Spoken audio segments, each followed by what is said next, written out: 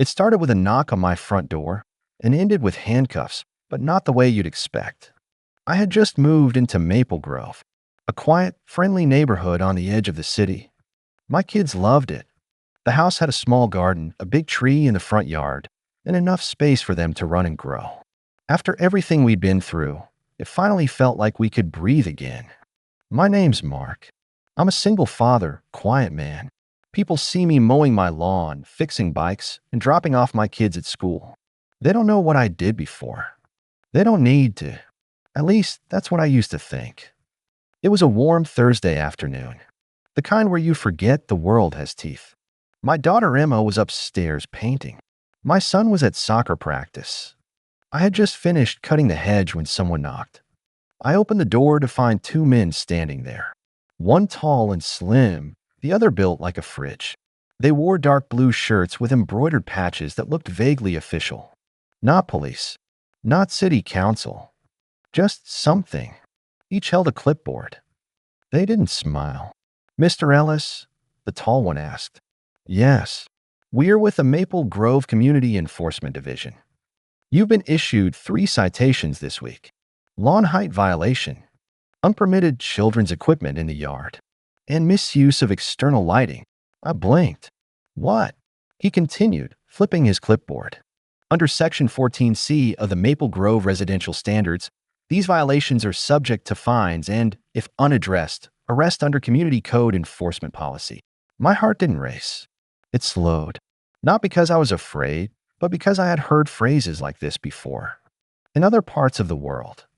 Under different uniforms. I wasn't aware Maple Grove had enforcement officers, I said calmly. The fridge-sized man stepped forward.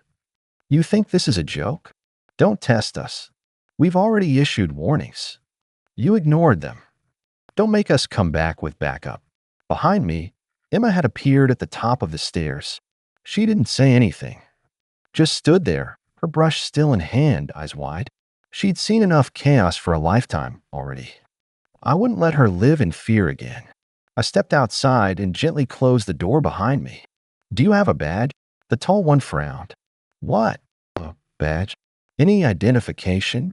I'm just curious which municipal agency oversees your division." Now they both looked uneasy. The big guy shifted his weight. "We don't need badges. This is a private community, and we're authorized by the HOA. "That's interesting," I replied, keeping my voice even. "Because I called the county last week about HOA filings. And there's no registered HOA here. Not since 2021. Their expressions didn't change, but their silence did. It stretched a little too long. Then the tall one leaned in, voice low and sharp. "You think you're clever? Keep pushing, and you'll find out how quickly things go bad in this neighborhood." They turned and walked away like nothing had happened. I watched them until they disappeared around the corner. My hands were still at my sides. Calm, still, trained. That night, I didn't sleep much. I sat on the porch with a cold cup of coffee and thought about Emma's eyes, frozen at the top of the stairs. I had moved us here to start over. To be invisible. To heal. But now someone had brought the fight to my front lawn. They didn't know who I was. They didn't know what I'd seen. And they definitely didn't know what I was trained to do. They would. Very soon. The next morning, I woke up before sunrise. I didn't tell Emma or my son what happened the day before. I wanted their lives to stay simple, at least for now. But something in me had shifted. You don't threaten a man's home and expect him to roll over. Not me. Not after everything I've lost. I brewed a strong cup of coffee, sat down at my desk, and pulled up my home security footage. 2 cameras faced the street. One hidden under the porch light, the other embedded in a mailbox post. I rewound the recording to the moment those 2 showed up. There they were. Same uniforms. Same fake patches. But when they left my house, they didn't walk down the street like neighbors. They climbed into a matte black SUV parked a block away. No HOA emblem. No city logo. Just black windows and dealer plates. I zoomed in. The plate had a temporary tag with faded ink. Useless. But I caught a glimpse of something better on the dashboard, a printed sheet labeled Enforcement Schedule, Week 27. There were addresses listed. Mine was one of them. I jotted down the others. If they'd come after me, they'd come after others too. My first stop was a few houses down. Mrs. Patel lived there, retired teacher, sweet woman, always smiled when we passed by. Her front lawn had a big for sale sign planted just a few days ago. Too sudden. I knocked. She opened cautiously. Her eyes looked tired, older than last week. "Mark," she said, surprised. "Everything okay? I'm sorry to bother you. I wanted to ask about something strange. Had you been contacted by any neighborhood officials?" She hesitated. Then her eyes dropped. "They said if I didn't pay the fine, they'd file a lien against my house." "For what?" "Too many potted plants on the porch. Noise complaint from the wind chimes. And unapproved curtains." My jaw clenched. "Did you pay them?" "I did. I just wanted peace." I nodded slowly, trying to keep my voice level. "Did they give you a receipt?" She went back inside and returned with a carbon copy slip with a fake-looking logo. No phone number. No signature. I took a photo. "You're not alone, Mrs. Patel. I'm going to look into this." She looked up at me, her hands still trembling. "Be careful, Mark. They're not just pretending. They act like they have real power." She wasn't wrong. Next, I visited the Hendersons, young couple with a newborn.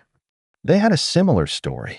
Fake violations, threats, even a compliance officer showing up during dinner with a camera, claiming he had the authority to record their front yard. Each house I visited added to the same picture: an organized scam targeting people too polite or too tired to fight back. I returned home that afternoon, my notes growing thicker. But something else was tugging at me. Something I hadn't told anyone, not even my children. Before my wife passed, she had filed a complaint about harassment. She didn't tell me everything, but she mentioned a man who kept showing up saying he was with the HOA. It sounded trivial at the time, just some paperwork mess.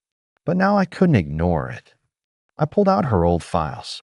It took a while to find the right folder, but when I did, my stomach turned. A printed email thread between her and a legal representative. She had tried to verify the HOA's registration. She asked for proof. She asked for financial disclosures. The last email she received was from a board member who said, asterisk, "People who ask too many questions tend to regret it." Asterisk. I held that paper in my hand for a long time. This wasn't just about fake rules or scare tactics. It was about control. About pushing people out of their homes and replacing them with silence. That night, I sat on the back porch with my old journal, flipping through pages filled with dates and observations. In the military, we were trained to notice patterns, to stay calm under pressure, to act when no one else would. I looked out into the night, the street lights casting long shadows across the pavement. Somewhere out there, those men were planning their next visit. Another knock on another door. But next time I'd be ready. I had a plan forming, and I wasn't going to wait for them to come back. I was going to find them first. I spent the next few days watching, not reacting, just observing. Every morning, the same black SUV rolled through the neighborhood, slow and calculated, as if it owned the streets. It never parked in the same place twice. Always a different driveway, always a different target. The neighbors had grown quiet. No kids playing outside. No porch lights in the evening. The community felt tense, held hostage by something invisible but heavy. Emma asked why she wasn't allowed to ride her bike past the corner anymore. I told her we were just being careful. But I knew the truth. We were being watched. That morning, I finally made a move. I drove to the local hardware store and bought a tiny GPS tracker. Nothing fancy. Small enough to fit in the undercarriage of a vehicle, strong enough to ping a location every 10 seconds. I waited until the SUV pulled up to the house across the street, then pretended to mow my lawn again. When the fake officers got out and walked toward the porch, I crossed the road holding a trash bag, acted like I was picking up litter, and knelt behind their vehicle. It took less than 2 seconds. The tracker snapped into place under the bumper, perfectly hidden. By the time they knocked, I was back across the street. I watched as they threatened an elderly man named George, who had lived here for 30 years. He stood with his hands shaking as they handed him a red violation slip for improper mailbox design. Once they left, I approached him. "They can't do this," I said. George looked down. "They already did." That night, I opened the tracking app on my laptop. The SUV had driven 45 minutes north, out of town far beyond Maple Grove. I followed the blinking dot until it stopped. A gated property, a private estate near the old quarry road. Not just any house, a mansion, fenced, guarded by cameras. I screenshotted the location and bookmarked the route. I had to see it for myself. The next morning, I told Emma I had a meeting in the city. I dropped her off at school, kissed her forehead, and drove north. The gate was open when I arrived. I parked in a public lot a block away, walked through the woods on foot, and reached the rear fence line without being seen. I could hear voices. The garage was open. The black SUV was inside. And beyond that, a room visible through the glass doors, lined with whiteboards, folders, stacks of cash, and boxes of paper. I snapped pictures from a distance. One board had a list of names, addresses. Some are crossed out. They weren't just harassing people. They were building a list, a rotation, like predators circling prey. Suddenly, a man stepped into the room. Not one of the two I'd met. This one looked older, professional. Expensive suit, silver hair. He glanced out the window toward the trees. I ducked. My heart pounded, not from fear, but from memory. I had done reconnaissance missions under worse conditions, but this felt more personal. These people were using fake authority to take control of something sacred, people's homes, their peace. I made it back to my car, drove away calmly, and didn't stop until I was back in Maple Grove. I kept everything quiet. That night, Emma came to my room. She was holding her sketchbook. "Dad," she asked, "is someone trying to hurt us?" I looked at her, trying to smile. "No, sweetie. Why would you think that?" She hesitated. "One of the men from the other day. He followed me after school." I sat up straight. "Are you sure?" She nodded. "He was in a different car, but I recognized his eyes. He waited until I got on the bus, then drove away." I felt something cold settle in my chest. That changed everything. I kissed her forehead and tucked her into bed. But I didn't sleep that night. I stayed up planning, not just watching. Because now they had crossed the line. They weren't just harassing me. They had followed my daughter. The next day, I made a decision. I wasn't going to wait for them to make another move. I had evidence, photos, recordings, testimonies, and now I had a personal line they had crossed. They followed my daughter. That turned this from a scam into something dangerous. I reached out to a former colleague, someone I hadn't spoken to in years. His name was Luke. We'd worked together in federal operations before I left that life behind. He was now with a special division inside the Department of Justice, handling corruption and organized crime cases. I didn't call him directly. Too risky. I drove to a secure drop point we used in the past. Left a flash drive with everything I'd gathered, time-stamped images, GPS logs, names, and footage. Then I waited. The next morning, he texted one word. Got it. I felt the weight shift off my shoulders just a little. That same day, the HOA enforcers returned. But they didn't knock. They circled the block slowly in a different SUV, dark gray this time. Tinted windows. No plates. They stopped in front of my house for exactly 30 seconds, then drove off without saying a word. It was a message, but they didn't know I'd already sent my own. I went to Mrs. Patel's house and told her the truth. I explained everything, who I was, what I'd uncovered, and that she wasn't alone. At first, she didn't believe me. But when I showed her the footage of her being extorted, her hands trembled. She started crying, not from fear, but relief. Then I went to George. Then the Hendersons. One by one, I shared what I knew. And then we met. 9 of us gathered quietly in my garage that evening. People from the neighborhood, old, young, quiet, scared, angry. All of them tired of living in fear. I used to work in federal investigations, I finally said, standing before them. These people are not real officers. They're not even part of any legal HOA. They're running an organized scam, and it's bigger than just our neighborhood. Silence. Then George spoke, voice raspy but steady. What do we do? I looked around at them, all of them waiting, wanting answers. I took a deep breath. We exposed them. We made a plan. Cameras will be placed outside multiple homes. A secure communications channel, using old walkie-talkies. And a signal, if anyone felt threatened or visited, they would send out a single word over the channel, shadows. It wasn't perfect, but it was something. For the first time in weeks, we were taking control. That night, I heard from Luke again. Confirmed. Not registered with any official housing authority. Ties to an old property scam ring. Building case. I asked if I should go public. His response was short. Wait, what? They'll slip. So we did. Over the next few days, we caught them approaching other homes. Families that had just moved in, elderly couples, even renters who didn't know the rules. They wore fake badges, issued real threats, and collected thousands in bogus fines. We documented everything. But then something changed. One of the men, the fridge-sized one, disappeared. The others kept coming, but they were more aggressive, more rushed, like they knew time was running out. Then, one night, I returned home to find my front door cracked open. I entered slowly, every step silent. Nothing looked disturbed.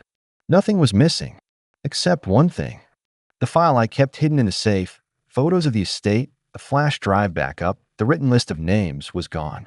Whoever came knew exactly what to take. I sat on the floor for a long time that night. Not out of fear, out of realization. This wasn't just a neighborhood scam anymore. Someone had resources. Someone had connections. And someone had just made this personal again. The missing file meant only one thing. They were watching me far more closely than I realized. And if they had broken into my home once, they'd try again.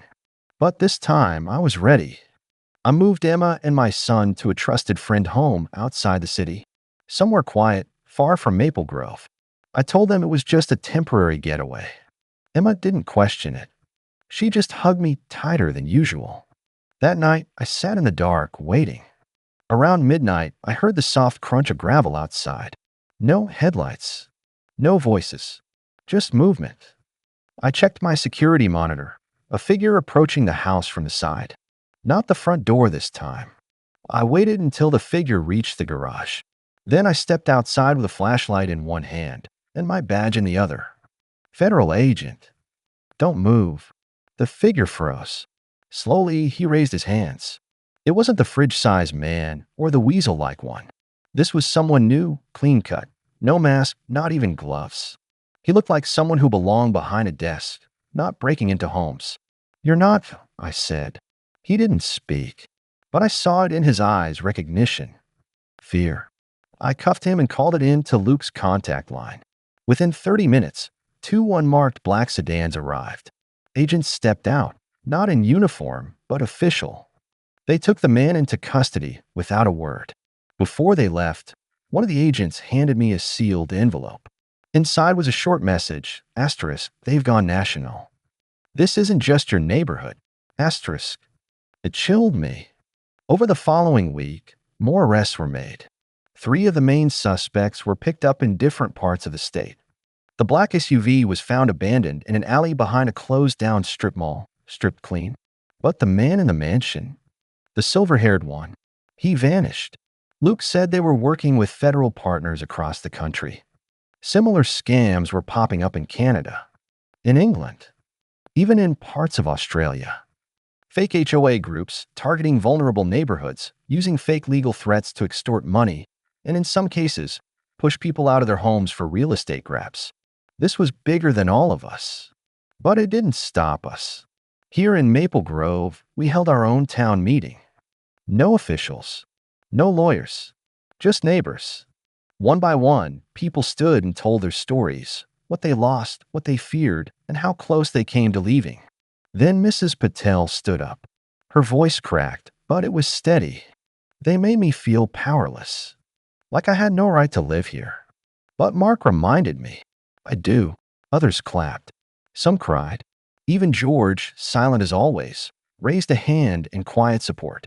The meeting ended with one decision. We'd form a real neighborhood watch. Not one built on fear, but on truth, respect, solidarity. And I stepped back. I didn't want to be the leader. I just wanted to go back to being a dad, a neighbor, someone who could sit on his porch without looking over his shoulder. But before I left that night, a young man came up to me.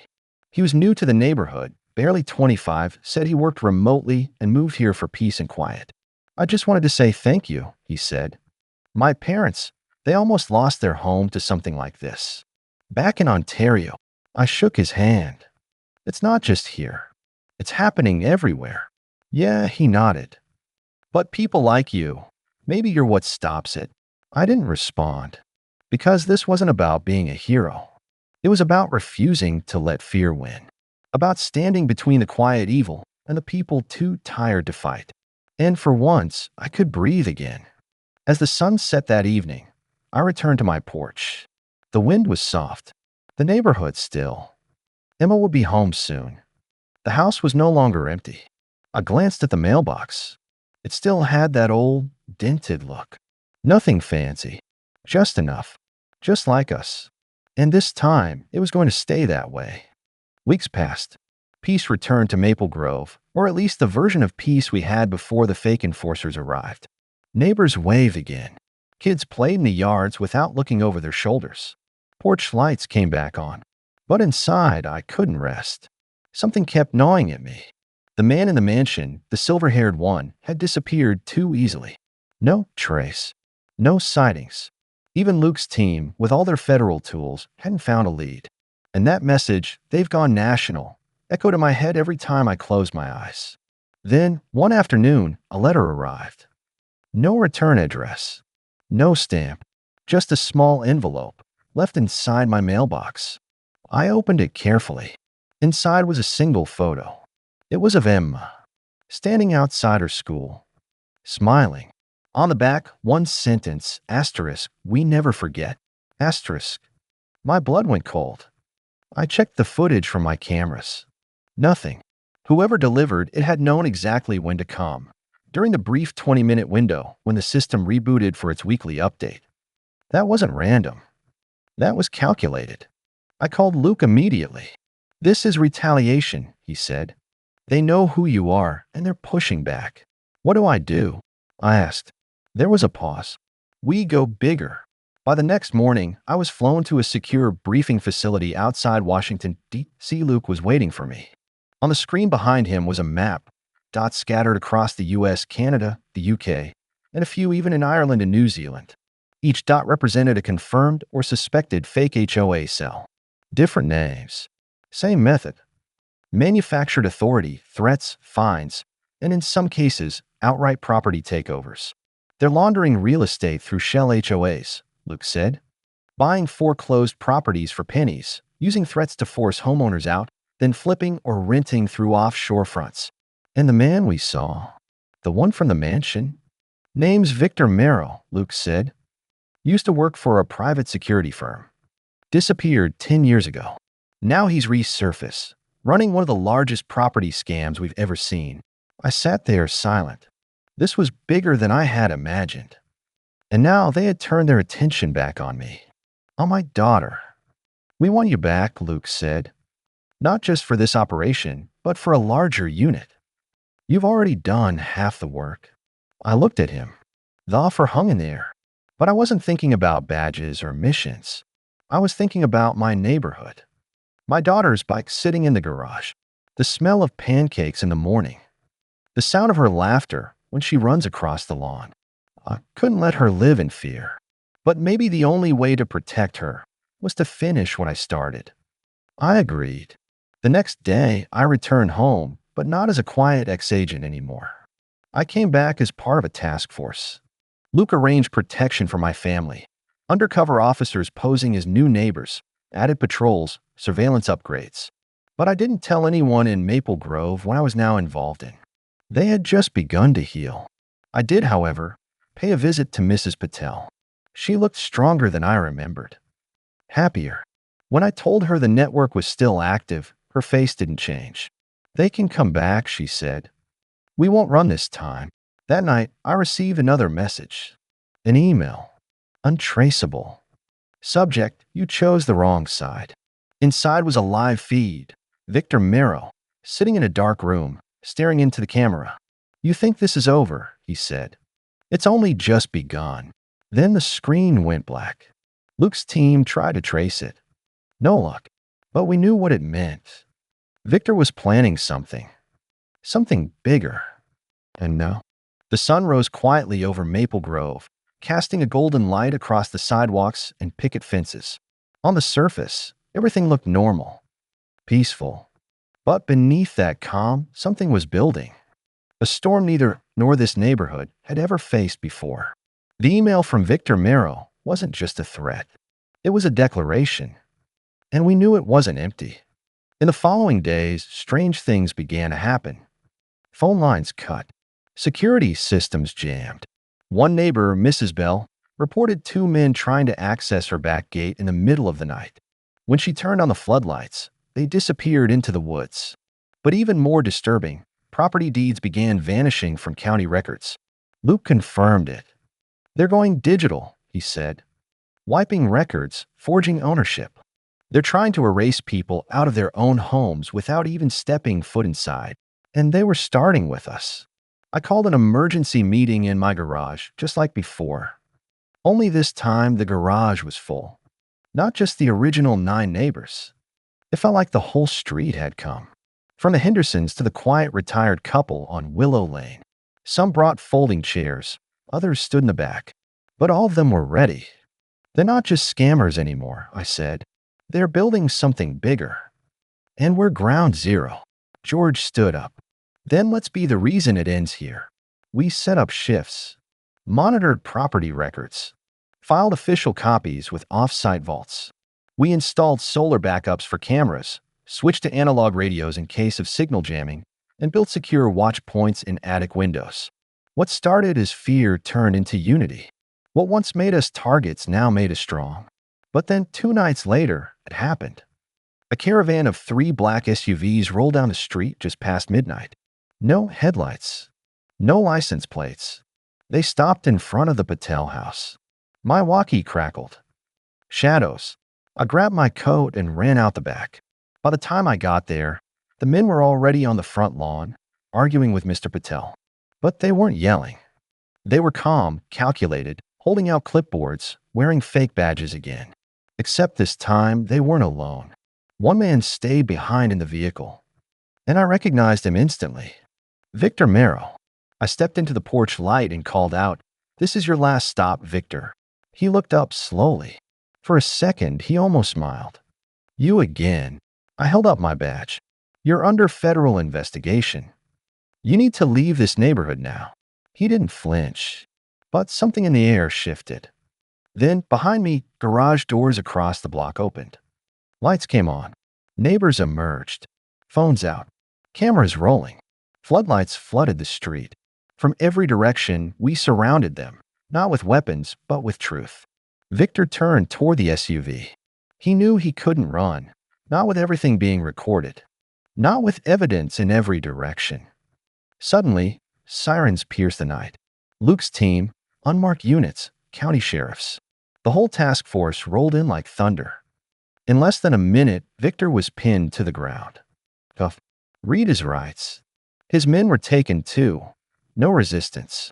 They had nowhere left to go. And just like that, it was over. In the weeks that followed, the arrests made national news. Fake HOA ring busted in international scam. The headlines read, "Canada, the UK, the US, people came forward from across the world. Communities just like ours scammed and silenced." Until now. Victor's operation was dismantled, piece by piece.